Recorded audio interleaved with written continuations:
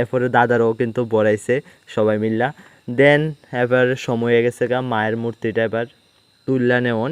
তো এখন কিন্তু সবাই হাতে হাত লাগাইয়া গাড়ির মধ্যে তুলতাছে। তো এই দেখতেছো গাড়ির মধ্যে তুলে লাইছে। আর মায়ের ভাসানটা আমাদের এদিকে পাশে একটা পুকুরের মধ্যে হইব।